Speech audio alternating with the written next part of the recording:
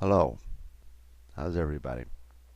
Today I want to talk about deficits, and say a little bit about the Republicans, their true agenda, and the plan by the administration. In a balanced state, expenditures equals revenue. That is, what you spend is equals what's coming in. When federal expenditures exceed revenue, reserves drop, producing a deficit. To make up for this deficit, funds must be borrowed to balance a budget. Now, this is what is owed. This is the debt. Of course, interest must be paid on the borrowed funds, which is another expense.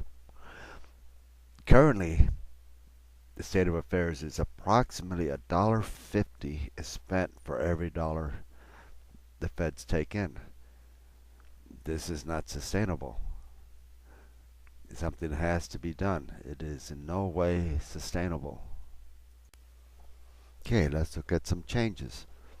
An increase in revenue would mean less borrowing and less interest paid.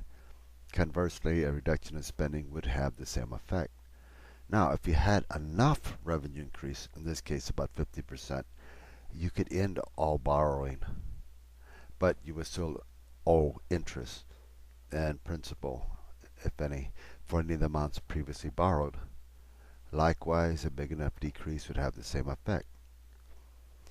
Now, the various plans of the GOP basically have been to balance the budget with just cuts. The current state of affairs, that'd be about a third of the budget. And they want to also reduce taxes below their already lowered rates, which means the only way to avoid new deficits would be to entail even more harmful cuts.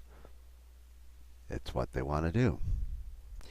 If you remember that for decades, at least since the Reagan administration, one of the core positions of the GOP is to have smaller, much smaller government.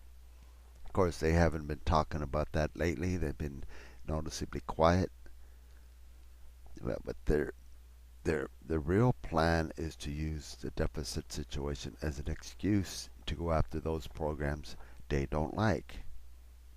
EPA, Social Security, any number of programs that they see as being uh, things that the Democrats like. If the GOP was serious about ending deficit spending, they would not turn around and demand further tax cuts, which would just bring the deficit right back. They're not fooling me. I hope they're not fooling you. Anyway, the plans of the Obama administration and the bipartisan Senate Deficit Reduction Committee is more sensible. It attacks the problem from both ends. Now, the plan is roughly to cut $3 of spending for every dollar of revenue increase. Now, my take on this, why the 3-to-1, is first of all, it would go a long ways towards ending deficit spending. It would free up funds to pay off outstanding loans. It's about $14.3 trillion. And to set money aside for future massive expenses.